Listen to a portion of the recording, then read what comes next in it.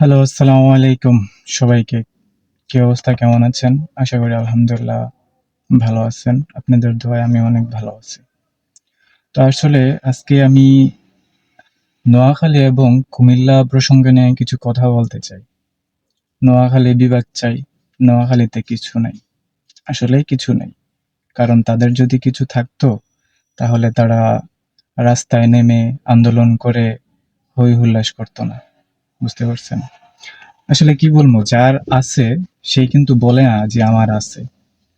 আমার মনে হয় ওই যে কে জানি নোয়াখালী বিভাগ মানে নোয়াখালী জেলাকে বাংলাদেশের ধনী জেলা হিসাবে স্বীকৃতি দিচ্ছে।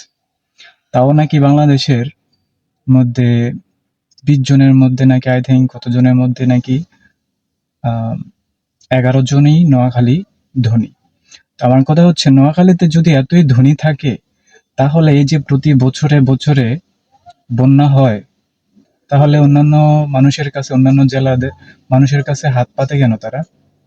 কই তাদের সেই বড়লোক ধনী ব্যক্তিরা নোয়াখালীবাসীকে সহযোগিতা করে না কেন?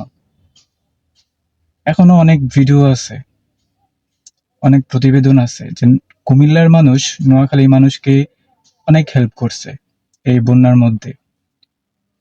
হয়তোবা নোয়াখালী মানুষ তারা ভুলে গেছে, কিন্তু আমরা ভুলি নাই। তো যাই হোক,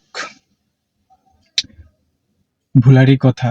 কারণ নোয়াখালী বিভাগ চাইতেই পারে, সমস্যা নাই। কিন্তু আপনারা যে ট্রলগুলা করেন, এই যে কুমিল্লার রক আপা, ওনাকে নিয়ে আপনারা আন্দোলনে পোস্টার ছাপিয়ে 100 কি বুঝাইছেন ভাই? এগুলা কি আপনাদের পরিচয়? আপনারা দাবি করেন আপনারা অনেক শিক্ষিত, আপনারা অনেক ধনী। তো শিক্ষিত মানুষ, ধনী ব্যক্তিদের কি এরকম আচরণ হয়? আপনারাই বলেন। তো কি বলবো, একটা বিভাগের জন্য একটা জেলা কি কি প্রয়োজন হয় সেই বিষয়গুলাই তো আপনারা জানেন না। যদি জানতেন তাহলে এত হইচই করতেন না। বুঝতে পারছেন? আর আপনারা অতীত ভুলে যান। অতীতে আপনারা কি ছিলেন, কোথায় ছিলেন, কি হয়েছে এগুলা ভুলে যান। যার কারণে আপনাদের এত সমস্যার সম্মুখীন হইতে হয়। যাই হোক, আশা করি আরেকটা বিষয়, নোয়াখালী এত ধনী অথচ কি বলবো ভাই, মাত্র 2 কোটি টাকার জন্য বিপিএল দল নিতে পারে নাই, কোম্পানির স্টেটমেন্ট দেখাইতে পারে নাই। এটা খুবই লজ্জাজনক একটা কথা।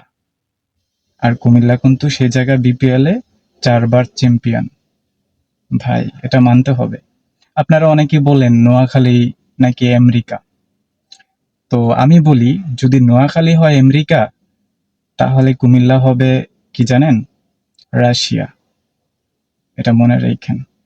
এখনো সময় আছে, এসব আজে বাজে কথা বাদ দিয়া ভালো কিছু নিয়া সরকারের কাছে চেষ্টা করেন, আবেদন করেন। আপনারা একটা সিটি কর্পোরেশনের জন্য আবেদন করেন, একটা মানে কি বলে, ভালো একটা কোনো প্রতিষ্ঠানের জন্য, সরকারি প্রতিষ্ঠানের জন্য আপনারা আবেদন করেন। আপনারা বিভাগ নিয়ে পড়ে আছেন ভাই। বিভাগ হইলে আপনাদের কি লাভ হবে আমি তো বুঝতাছি না। আর আপনাদেরকে বিভাগ দিবে কি? সরকার কি এতই বোকা? আর আপনারা বলেন যে এই হাসনাত আব্দুল্লাহ, আসিফ মাহমুদ তারা নাকি ক্ষমতা দেখায়, ক্ষমতার অপব্যবহার করে। তো তারা যদি ক্ষমতার অপব্যবহারই করতো তাহলে কি বলতাম? বলে লাভ নাই।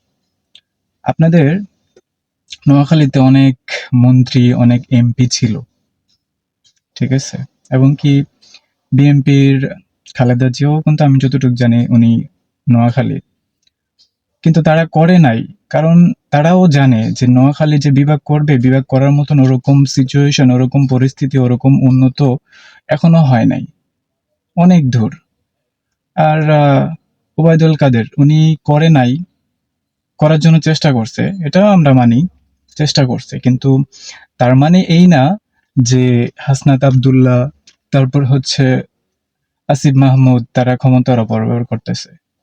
এটা সত্যি যে কুমিল্লা যতটুকু আছে, হয়তো আপনাদের থেকে এরিয়ায় ছোট, হ্যাঁ এটা মানি, এরিয়ায় ছোট, কিন্তু এরিয়ায় ছোট হলে কি হবো ভাই, উন্নত এবং কি অনেক কিছু আছে।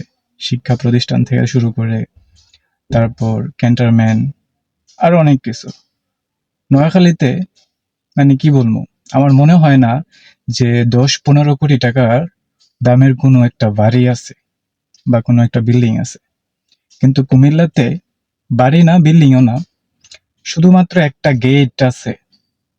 সেই গেটটাই সর্বনিম্ন 15 কোটি টাকা, 10 কোটি টাকা লাগছে সেটা তৈরি করতে।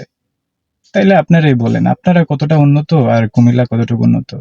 আপনারা বলেন যে কুমিল্লা প্রস্রাবের জায়গা।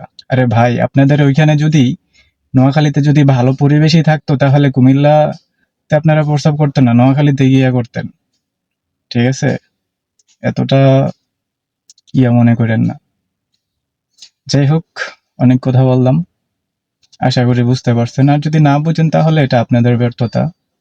এটা আপনারা কতটুক শিক্ষিত, কতটুক ধনী, আপনাদের কার্যক্রমই প্রমাণ করবে।